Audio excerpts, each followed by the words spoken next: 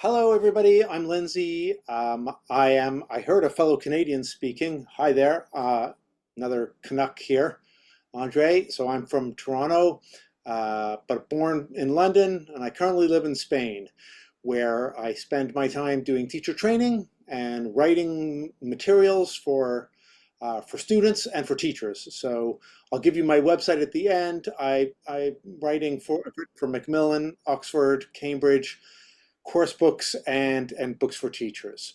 Also, I do a lot of self-publishing, and that's the plug that I'll do at the end, is to a Substack that I do that you might be interested in, with access to other materials that I self-publish online.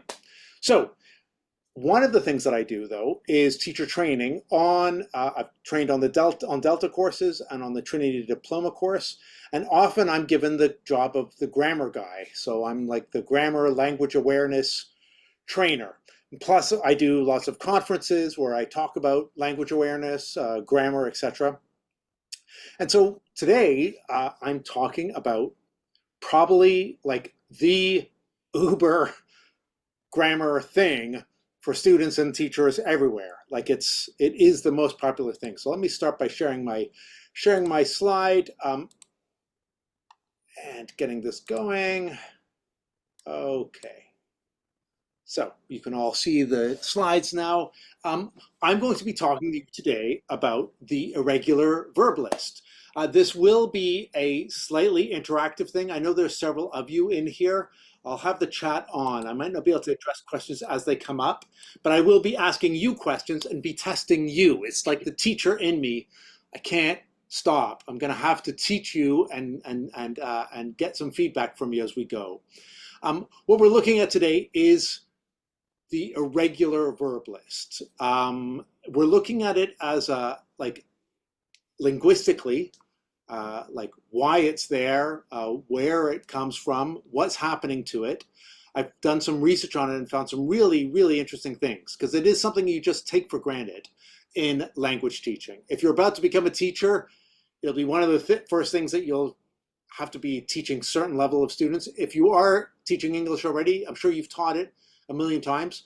I expect us to have different ways that we've taught it. I haven't found the perfect way to teach it yet. It's one of those things where half the time you just have to say to students, I'm sorry, you just got to learn them. Like there's no magic bullet. It's sort of, you just have to learn them. Anyway, the irregular verb list is, I think, the most ubiquitous thing in English classes. Not only is it in every single book, like a course book, a textbook, there will almost always be a page at the back where it has the irregular verb list. All the textbooks that I've written, we always had to have a page for the irregular verb list. It's usually on a classroom wall. Like if you teach in a classroom that has posters on the wall, there may be a poster of the irregular verb list on the wall. Many schools use it as like marketing material, like they'll make bookmarks with the regular verb list, or like a nice poster for it that you give to students, or whatever. It's everywhere. If you think I'm talking to analog like, if you go to Google Play and type in irregular verbs in the apps, it's one of the biggest, well, here are just some like analog stuff. So like posters, bookmarks, that rondel thing there, the verb wheel, that's very popular in Germany. I remember going and seeing this at like schools everywhere in Germany were having this. It was a publisher who did it, like this sort of wheel thing that turned around. You could check your regular verbs. And then you have your apps. And this is what I wanted to tell you, the first page of like 6 or 7 pages of Google Play apps for the irregular verbs. It is like the Uber thing. I think it's more popular than phrasal verbs, the irregular verb list. And it's like a panic thing for students. So we're going to be talking all about that today, about also with lots of teaching ideas of how you can teach it, and then getting some of your feedback on that. So, first question to you. What do you think? How many irregular verbs are there? Type a number in the chat. Go on, type a number, any number. How many do you think there are? 100, 1,000, 50, 75? Not just the most popular ones, but in general, how many?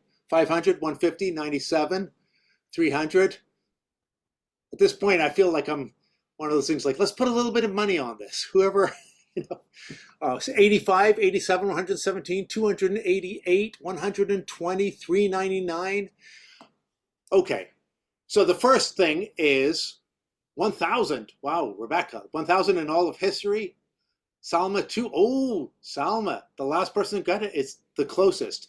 There is no one single number. I tried to nail it down, but as we'll see during my talk, the reason there's no one single number is the phrasal verb list is changing, and it changes. That's a fascinating thing about it. There are roughly 200 phrasal verbs, irregular verbs. I was saying phrasal verbs. There are roughly 200 irregular verbs. So there have been more, but roughly now there are 200 irregular verbs. What do you think some of the most popular ones are? Type of verb that you think is an irregular verb that's a very popular one. By the way, when I say irregular verb, if you're just becoming a teacher, I mean one that changes in the past that's not with ed. So open, opened is regular, but eat, ate is irregular. Okay, so we got eat, ate, we got be, someone put be, get, come, take, make, go. Okay, good, good. Here, the first two are be and have. They're sort of put in brackets there because they are irregular, but they appear so frequently in English because they're also auxiliary verbs, right? We use the be with the continuous tenses and have with the perfect verb forms. So kind of skews the number a bit, but those definitely are up there. Say is another one. Think of all the times like I said, he said, what did he say? They said, we said, I said, etc. Right? So that is like way up there in frequency of irregular verbs. Make, someone said make. Go, yeah, people are always going places. I went here, I went there. We're always making things. Take is another one of those delexicalized verbs. So you have take for like taking things, but taking photos, taking a shower, etc. Come, yeah. See, it's another one. I saw this, I saw that. Know, knew, get, and give. I went through them. I mean, this is debatable on whose frequency list you're using. I used a British corpus frequency list. Some may be different when you're spoken to written, but these are the most like frequent ones. It also brings up a very interesting point on like how we teach past tense verbs. Traditionally, if you've been teaching for more than 15 years, you may have found that in your early books when you started teaching, let's say you were teaching Headway, any Headway teachers here, like original Headway or second edition Headway teachers? So if you were teaching like 20 years ago, 25 years ago, often the books would like when you got to past tense, it would be the first lesson on past tense was regular verbs. So you would learn to make the past tense, we add ed, yeah? That started changing when people started realizing that actually the more frequent ones are irregular verbs. People need to say, like say, make, go, take, eat, see, do, yeah? They need to have those before. Those are more useful to students than open, finish, shut, whatever. Like try to do, if you've ever tried to get students to do their last weekend only using regular verbs, they can't do it. Or they can, but it's like, I consumed a pizza, I danced, I exited the house. Like it's really hard. You need those irregular verbs. So now modern course books, modern syllabus teaches the first thing that they need to learn are some irregular verbs. And then they learn regular verbs in many modern syllabuses, maybe some exceptions. But most of the books that I'm asked to write, the first lesson in past tense is like, is some of the regular ones. Anyway, so they're roughly 200. Now, let's look also at this idea of why verbs are regular or irregular. I'm going to test you now. Okay, what's the past tense of these new verbs? These are new verbs that have come into English. So if I'm going to fax you tomorrow, and then I say, but yesterday I what? Type in there, what faxed, yeah? Mosh, like as the mosh pit or whatever. Docs, let's use docs. That's a better, more recent one. Doxed. Yeah, someone has done the double X as well. Doxed. Yeah. Ratio is when you get more comments on a post than likes, I think. That's in Twitter. It's an old Twitter term. Well, it's a recent Twitter term, X term. Ratio would be, yeah, ratioed. And if someone, you deplatform someone, they are deplatformed, or the company deplatforms them. Yeah. So one of the things we notice here is these are all new verbs. And all these new verbs, you just automatically made them regular. You did not make them irregular. Nobody tried to say, they dix me, as opposed to they doxed me, or they deeks me, or they doh me. Like, it was just, you automatically went there. Let's do another experiment, okay? These are new verbs that you know the past tense for. You know that it's doxed, deplatformed, etc. Now I'm going to give you verbs that don't exist. So if a verb was called, if you rick somebody, I'm inventing that, rick, what would be the past? I rick every day. Yesterday, I ricked. Okay, someone's putting rack, but maybe ricked. Okay, blay. He always just blays his food. Yesterday, he bladed again, probably, right? Extol. You're thinking extol, but I've changed it to just extol, right? Like last night the teacher extolled us. You might put a double L there because of the consonant, vowel, consonant thing. And we go, you probably would say the company we goed the product. You might try we went. Some people might do we went, but this is based on an experiment that was done with children and then with adults, like what would be the past tense of these verbs, and everyone went to ed. So the first interesting thing to note is that when we invent new verbs that come into the language, or when we hear new verbs, we don't make them irregular. The first thing that happens is we make them regular, yeah? So the first thing to deduce from that is that the irregular verb list is not getting bigger. If all the new verbs and all like and experiments on like unknown verbs being made, all have them come out as regular, that means that as the language is growing and new words are coming in, irregulars are not getting bigger. And in fact, the truth is they're getting smaller. So let's go over some of this, of what people have been writing about the irregular verbs. Linguists and grammarians have been researching on irregular verbs. First of all, they currently make up a very small percentage of verbs.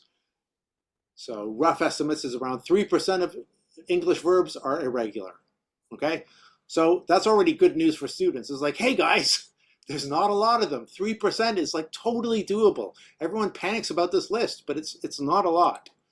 The problem is for students, why they think it's so big is not just because publishers, schools, and everything and apps make it very big. It's because the most common verbs are irregular. So it skews your idea of how common they are. You know, like you often hear students saying, oh yes, and then there are all the irregulars. There's so many irregulars, and oh yes, of course it's irregular. It's a really small percentage, but the most common ones are irregular. It's a bit like English spelling, which everyone likes to say is very, very confusing and irregular and everything. But studies of the numbers show that actually the majority of English words are easily recognizable to spell. But the problem is lots of the very frequent words are irregular spellings, so it skews our perception. The same thing with the irregular verbs. Regular verbs are very predictable. So it's a predictable class of verbs. You just add a D or an ED to make a regular verb. And so regular verbs are what we would call an open-ended word class. So word classes, like a word class is your noun, your verb, your adjectives, your adverbs, your conjunctions, etc. Verbs are open-ended word class, and specifically regular verbs are what makes that word class open-ended. By open-ended, it means that new words can come into that word class. We can make new verbs. Deplatform is one. Dox is another. Ratio is another. We can make new nouns as well. Nouns is an open class. But conjunctions, for example, and, but, for, etc., that's a closed word class. We don't invent new conjunctions. Pronouns is a closed word class. It's very hard. There have been sometimes attempts to invent new pronouns, but the reason why they is being used as a pronoun because it already exists. It's very hard for the language to introduce new pronouns. New adjectives can be invented, new adverbs, but new prepositions cannot. Or if they can, it's very, very hard. It's been like over hundreds of years that there haven't been really a new preposition or a new conjunction or a new pronoun. Whereas nouns, verbs, adjectives, adverbs, those are all open class. And the verbs, the open class part of that is the regular one. By the way, just type in the chat, like, slow down, Lindsay, if I'm going too quickly, because for some reason I get really excited about this. Okay. For language learning for children, when you look, if you have a child who's learned English, or you teach very young children, in first language learning, children often begin by producing errors such as braked and cummed before using the irregular form. So the acquisition of the irregular verb comes afterwards. So many children in their first language will add the ed. They might not do it for a very frequent one like go, but other ones like braked, mommy, I braked my toy, or something like that. They braked it, and then they get corrected. No, oh, so they broke it or whatever, yeah? But often it is the regular comes first, and they make mistakes like that. So this has also prompted why lots of people think second language learning might follow the same path, yeah? It's harder to acquire. And new verbs entering English will almost always be regular at first. I'm not going to say always, just in case someone has found like one example which came into English and was irregular from the beginning, but almost always. Okay, now I'm drawing on the work of, it's now been, gosh, almost 30 years, that Steven Pinker, who before writing books on social commentary and doing what he does now, he was a linguist and wrote a couple of really cool books, very readable. Words and Rules is one, and I still think it's a classic. It's a great book, where he talked about regular and irregular verbs. And he says there was a huge correlation between token frequency and irregularity. What that means is that if something is irregular, it's probably because it's very common and it's very frequent, yeah? So the explanation he gives is that irregular forms have to be memorized repeatedly, generation after generation, to survive. And the commonly heard forms are the easiest to memorize. So what he goes on to say is that if an irregular verb form is going down in popularity, at some point, children will fail to hear the past tense enough to remember it. So then they just start using the ed. Yeah, we're going to see this in practice. I'm going to be testing you on this in a moment, where you will see, and it's amazing actually, because you'll be like, oh damn, I don't even know if that's regular or irregular, because we're seeing it begin to happen. It's moving now. So Steven Pinker is saying is that eventually, if an irregular verb is not frequent, children start making it regular, and then they grow into adults and they think that it's regular. And then eventually everyone is using it as a regular, and it changes to become regular. So the pressure is to make irregular verbs regular, to put the ed on them, yeah? So it's not just Steven Pinker in 1998. This was then later on studied in the early 2000s by a study by Lieberman, Michel, Jackson, Tang, and Nowak, who studied regular and irregular verbs in English, from Old English up through to Middle English up to Modern English. And they kind of did a like statistical study, the evolution of these. They tracked the inflectional changes to 177 Old English irregular verbs. These were irregular, usually because they were borrowed from French or Germanic or Saxon or something like that. They'd come from another language and they retained their other language irregular form, okay? By the time these Old English verbs got to Middle English, only 145 were irregular. And by the time we get to today, 98 are still irregular. So what does that mean? That means that that list of irregular verbs is slowly shrinking, which is more good news for students, okay? Now you may be thinking, well, what do you mean? Like, how do you mean that this changed, that they became regular? So now I'm gonna ask you, what's the past tense of these verbs, okay? Steal, stole, right? Choose, chose.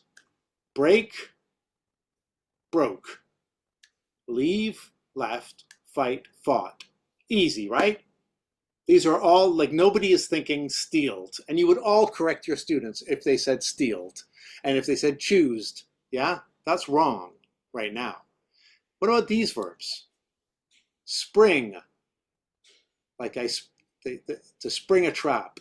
Sprung. Ah, now we're already getting sprung, sprang. And now some of you are like, wait, is it sprung or sprang? Which one is it spring, sprang, sprung? Spring, sprung, sprang?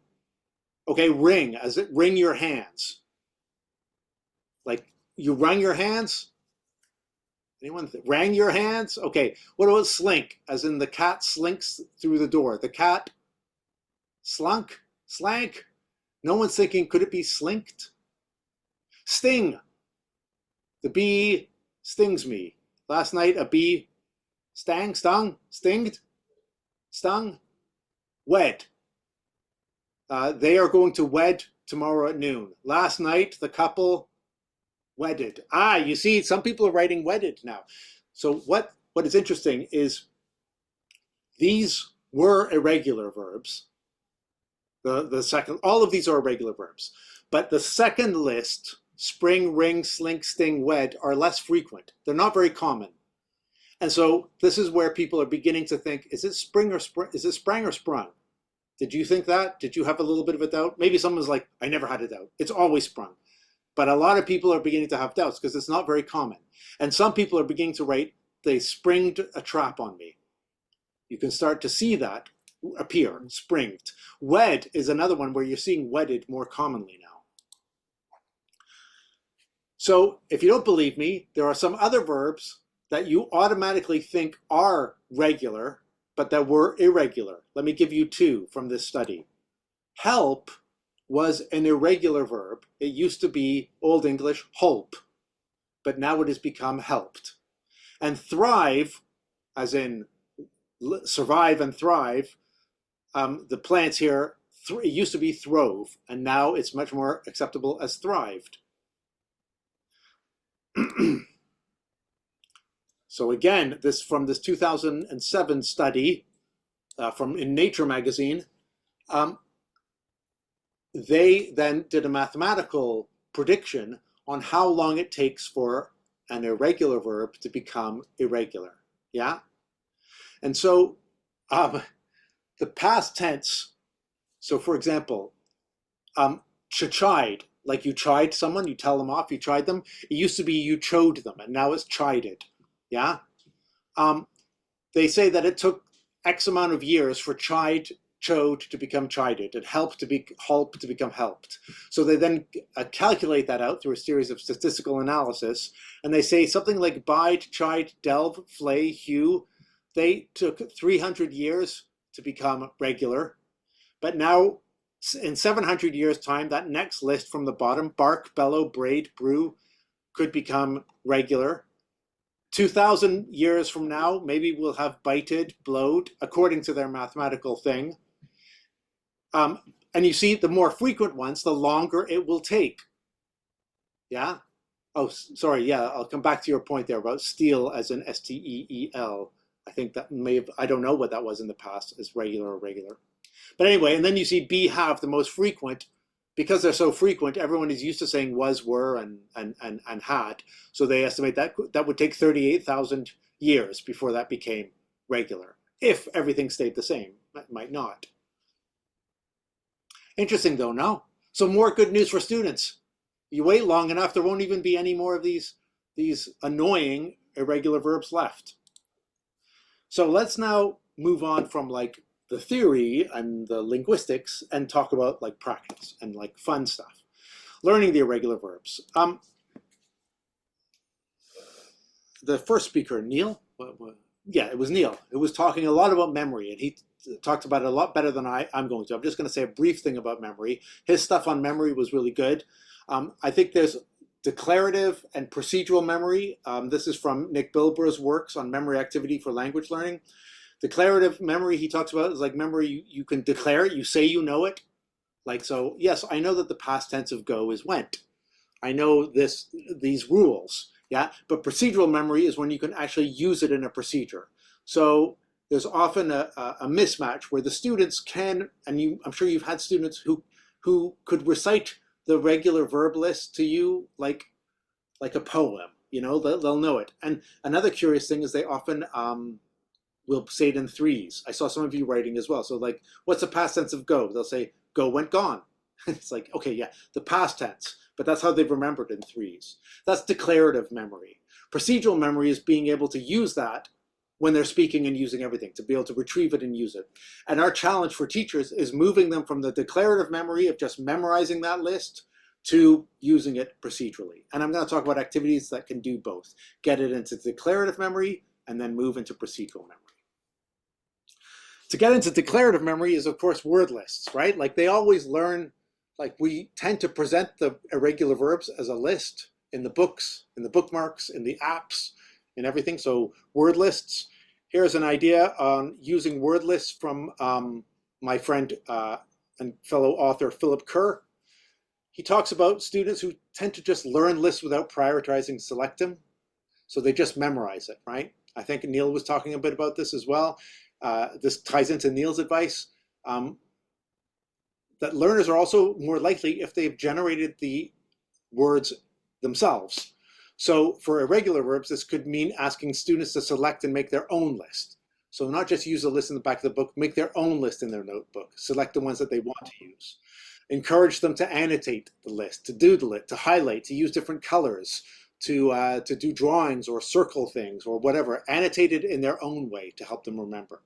And if we want them to include examples, we recommend them to make their own bizarre examples to help the words stick, yeah? We'll see about more bizarre examples a little bit later. Flashcards is another way that students can learn that word list. Again, Neil mentioned Paul Nation's work. He's great on English language teaching, his stuff. He has some advice on flashcards, a procedure when using flashcards. So the first thing is students should make the flashcards themselves, either virtual or real. I know you can do Quizlet and stuff like that. I personally prefer real, but virtual works fine. Either way, they should make them themselves. They should include a sample sentence. They should go through the cards looking at the verb and trying to remember the different forms. Easy to remember cards go at the bottom. So once they know them, they put them at the bottom. Harder cards get stuck back into the middle. They go through the pack once or twice, and then they return. This is the spaced repetition. I'm not sure if Neil mentioned that, but that's a way of trying to remember. You return to it half an hour later. You go back regularly. The next day, in 2 days, a week later, you shuffle them up. You do the same thing again. Harder ones go in the middle. Easy ones go right to the bottom. So it's a procedure for using flashcards. I'm going to send you, everybody, the PDF of all my slides, by the way. You shuffle the pack. Sorry, that's the last part of the procedure. So some good advice there.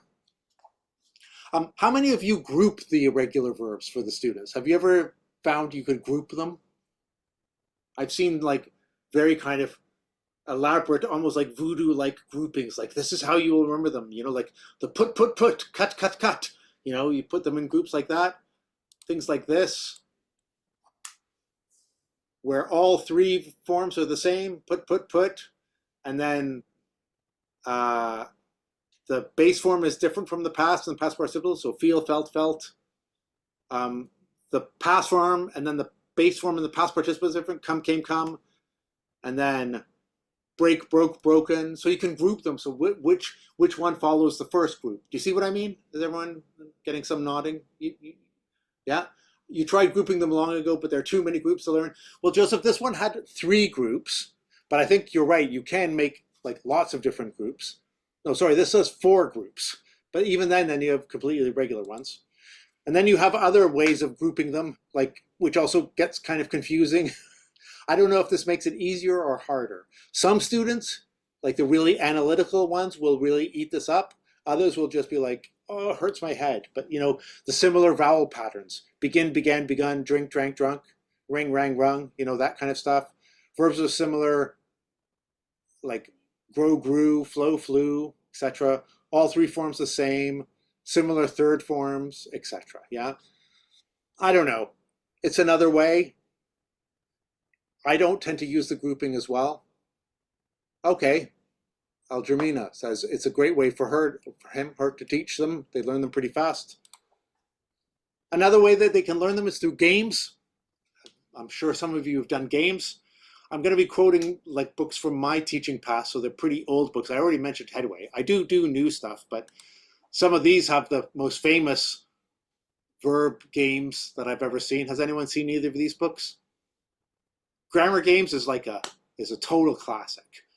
Grammar Games, if you can find that, is a amazing classic.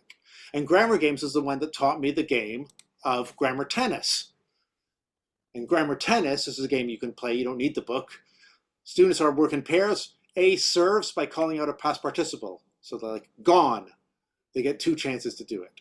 B replies with the simple past, went. A replies with the base form, go.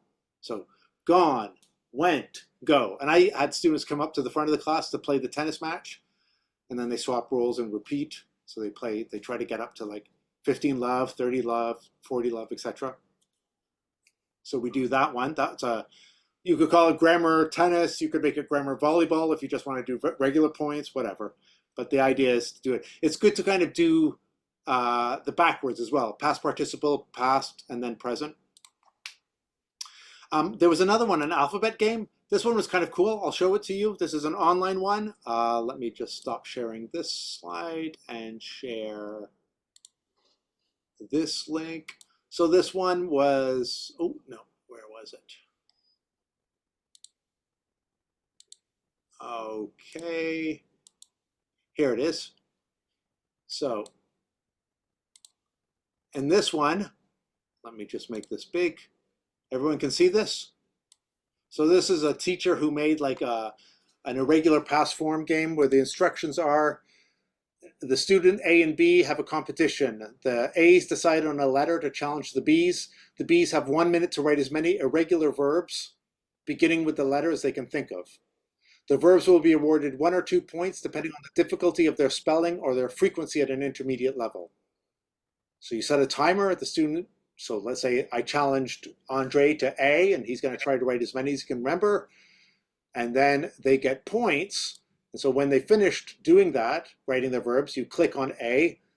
You get 2 points if you chose any of these irregular verbs, the hard ones. Yeah. So if you did like G, you get 1 point for get, got, give, gave, given, go, went, gone. You get 2 points if you put grow, grew, grown. Yeah. Anyway, I'll give you the link to this site. It's something that you can just like throw up on a board. They do it in pairs. You have this kind of nice letters that appear, anyway, so this is just memorizing individual lists. Okay. Let me share my other screen again. Okay. How are we doing so far? We're doing okay on time. Yes, someone has put a link to Grammar Games. Thank you, Trisha. It's also being reprinted as well, Grammar Games. So, but anyway, let's keep going. Another one is if you want, this is just using like learning the lists, right? But you can learn these in context, which is another good way of doing it. I think Neil was talking about learning words in context and sentences and stuff.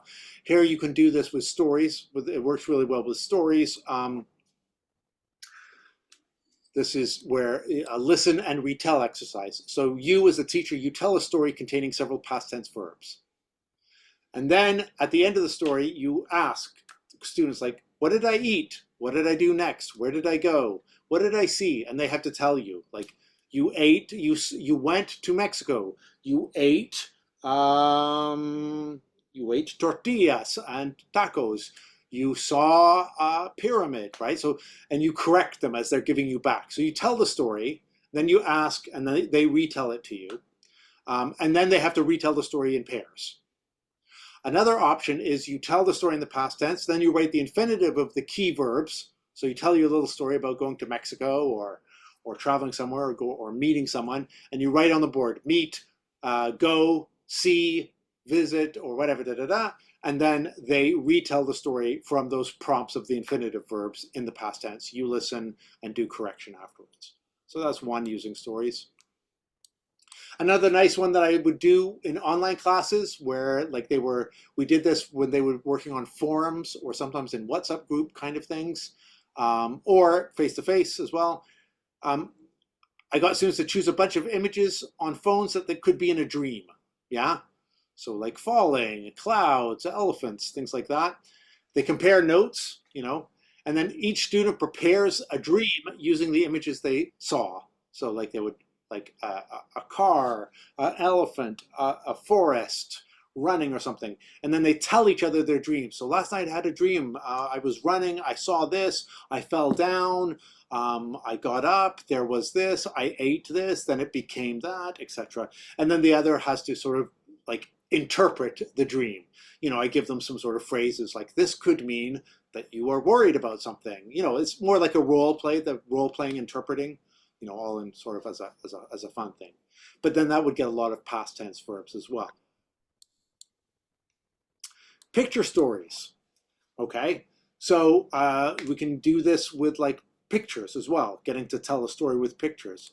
One of the first things I ever wrote, have any of you ever used English File, the course book English File? Does it ring a bell for anyone? Type yes if you know it.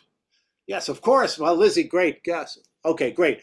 Mateos, Lizzie, if any of you used the second edition of English File, I think it's like the fifth or whatever, but the second one with the photocopyables, these photocopyables, I did all the photocopyables for the pre-intermediate and elementary. That was my first book. Hold on, I'll show you. These photocopyables. Anyway, in these photocopyables, there was this one here, one of my favorite ones, The Boys' Night Out. This was written 20 years ago, so might be changed now, but like you had to see the story and then tell the thing. Like they met there, they wore this, they went there, they had this, they spoke, they talked about this, they went to the stadium, they watched the match, and then they have to try to remember it and tell it from memory. So you can do this with pictures. This is one that I wrote. Of course, you don't have to use material that I or anyone else made. You can do this with emojis. I would do this with students where they had to make a string of emojis on their phone for their weekend. Okay, safe for work emojis. I always try to say them. Let's keep this all polite. But like a smiley, dancing, pizza, buildings, or whatever. And then they show the emojis to the partner on the phone. The partner has to say, okay, so you went out, or you slept, you laughed, you danced, you, etc. They have to kind of interpret it from the emojis, and then the other person says if they were right or wrong. So that was one where the students can make it themselves. I believe that Teaching House had Luke Meddings here as one of your speakers before. He's also a co-author of mine. We've worked on various projects together. He had a really nice activity from Dogme that he called First Time Last Time. It was good for practicing past tense. So it was like you had to think back to the first time you saw a scary movie. What, where, with who? Think to the first time you went on an airplane. Where, with who? The first time you saw an exotic animal. Where, what, where? The first time you drove a car. When, how old? The first time you went to a new school or university. Where, how old? Yeah? So you choose one of those and then you talk about it. Yeah? And then your partner then does the same for the last time. Think about the last time you went dancing. Where? With who? The last time you saw a movie in the cinema. What? With who? When? The last time you ate a meal in a restaurant. What? Where? With who? The last time you wrote an exam. What? How did you feel? The last time you helped someone. Who? Where? Why? So it was a really nice kind of first time, last time. And then they swap roles and they choose a different thing. So now it's my turn to be the first time person. I'm going to talk about the first time I saw an exotic animal, a lion, for example. Yeah. Then my partner's going to talk about the last time. And then they can make their own categories of this. So this is also more student-generated material here. Instead of using my ideas or whatever, they're using their own. A classic way that you can practice past tense verbs is, of course, is biographies and life stories. The very classic one is the the jigsaw reading of two, like you get two life stories and you gap out the verbs, but people have different gaps and they have to fill them in. So here is a classic kind of example here. This is from an American English book where they had, they gapped the past tense verbs of the life of Thomas Edison and Ada Lovelace. Yeah, and the other person had some of that information so they could then help them complete it. You can make your own by finding your own biography. Students can make their own biographies and gap the past tense verbs, give it to another student to try to complete with the past tense verbs and so on. We're putting these now in a larger context. Another one that I always like to do was life story, where students they get all of these verb forms and they have to put them in order of what a typical life story could be or should be. I guess everything's going to start with be born. Yeah. And then they go down, but then they have to compare with a partner. Did you put the things in the same order? And then they make a story, like with an invented person. So and so was born in da da da. They went to school, then they got a job, then they met this other person, then they got married, then they bought a home, then they had a baby, then they changed, etc. They have to choose at least like 6 of these and put them. So not everyone has to get divorced in this activity. You choose, even though get divorced is on there, and then they have to say, like, they can repeat them. And so you just make different life stories using these verb things. Yeah, and they practice them obviously in the past tense. Okay, how are we doing so far on time? All right, we're getting towards the end. Another classic way of learning the past tense verbs for a while was through songs and music and chanting things. And in the 1970s, there was, like in North America, certainly in Canada and the States, there was a real drive towards what they called jazz chants and chanting things. So you would learn by like reciting and chanting them. This was based actually on a lot of really good sound research on how people learn things and chanting things in general, like think of religion and other areas where you learn things by reciting. And so there was an attempt to do this in language learning. It's kind of fallen by the wayside. Sometimes you see it in young learner books, but here's one of the classic ones was jazz chants. An American writer called Carolyn Graham had a whole book of these. And here was like kind of example. She said, stop on red, eat, ate, don't be late, break, broke, have a Coke, take, took, learn to cook, speak, spoke, tell a joke, write, wrote, get off the boat. So these kind of things, and there was like, you would have to chant them with the students, and then like, hopefully they would remember it in that way, in the same way that they remember things in groups of 3, yeah? What the jazz chants got criticized for is that they were very clever, but they weren't really useful. Like it was sort of like, it was random, but in another way, the sort of randomness or the weirdness helped you remember it, right? So it's like break, broke, have a Coke. Like, and just in those weird ways that you will remember other things when you're learning a new language.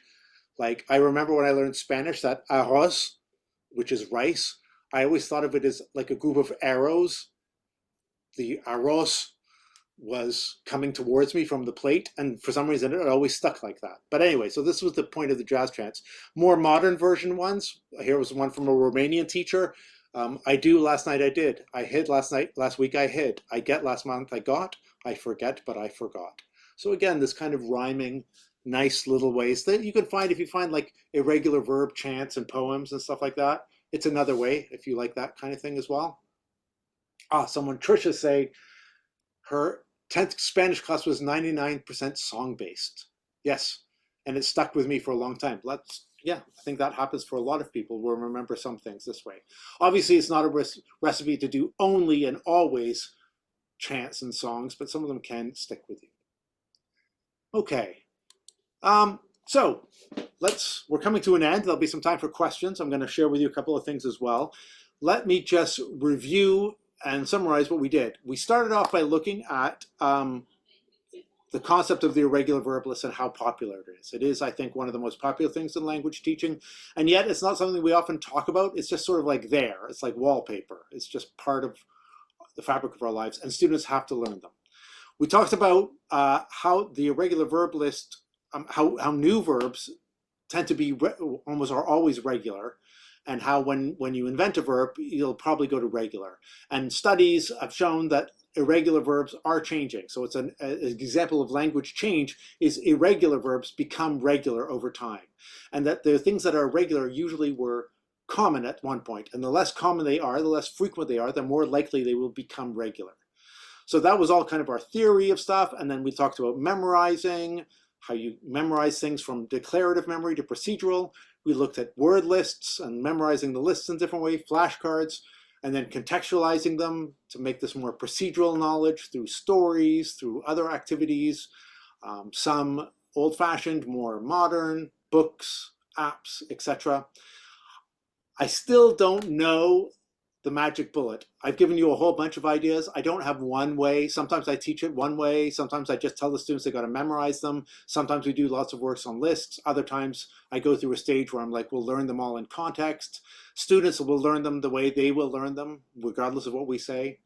But maybe we can talk a bit about that at the end here. If anybody has a secret magic way that they've got students to memorize them all. If you want to read more from me, I do have a Substack, which is an old blog I used to do 10 or 11 years ago. I had a blog called 6 Things, which I have rebooted. And so it's a free Substack called new6things.substack.com.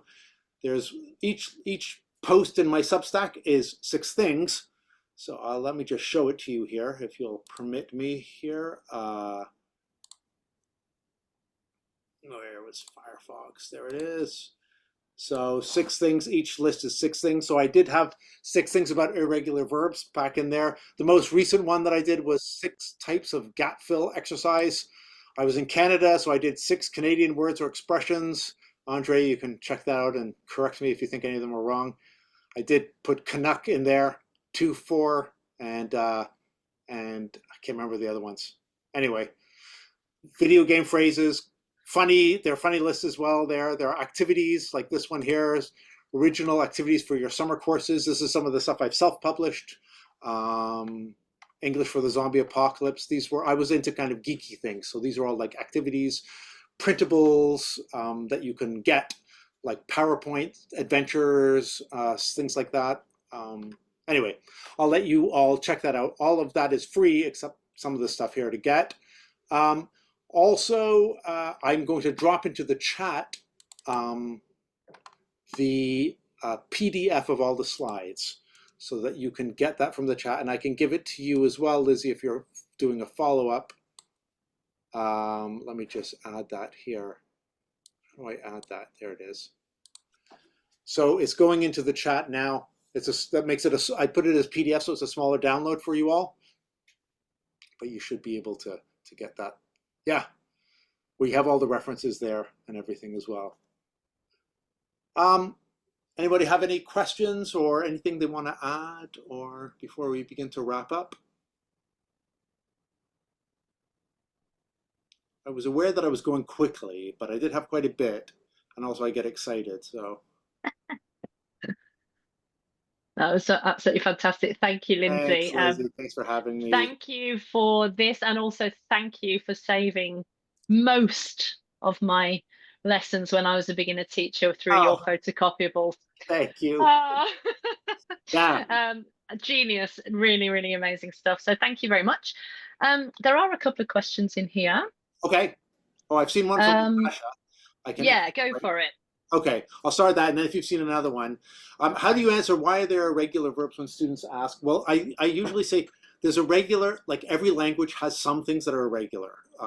English tends to have a bit more in their frequency of and stuff, and also English has borrowed from so many languages. So when English, like lots of the irregular verbs come from Old English, which may have come from Saxon, which may have come from French, or a mixture of French, German, whatever. I don't know exactly which one originally, but that's why. It's also why we have irregular plural forms like person, people, things like that. And in some languages, like if I speak the student's language, I can sometimes say, in your language, there's also irregular things. And I can say, you know, when I was learning Spanish, I thought it was so weird. Like you always tell me that if it ends in O, it's masculine, and it ends in A, it's feminine, but yet you say un dia. And then they say, yeah, but that's an exception. I'm like, there you go. There's the irregular in your language as well. The slides, oh, Mike's asking about Neil's slides. Alice, thanks. Oh, sorry, Lizzie, did you see another question? Oh, sorry. No, just about the slides and everything. I will send you an email if you've filled in the form for getting a certificate.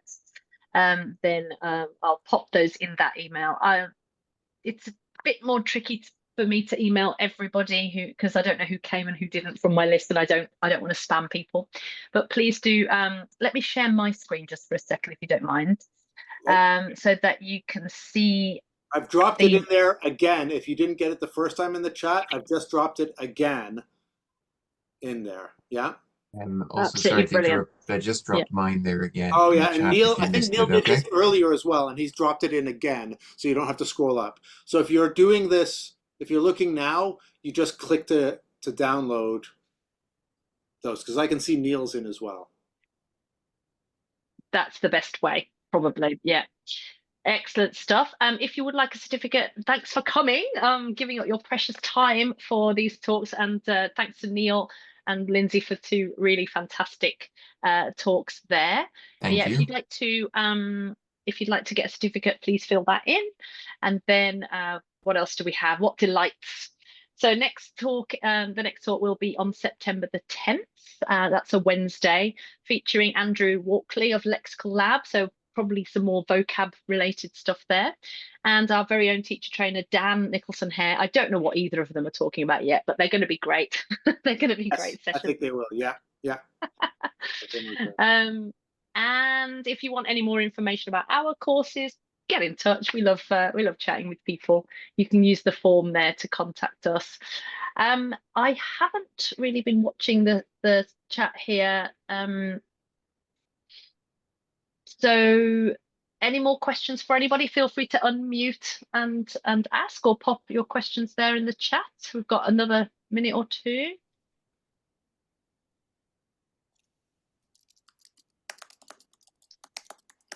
Getting some clap rounds of applause.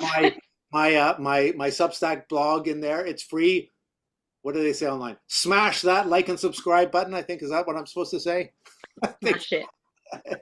Anyway,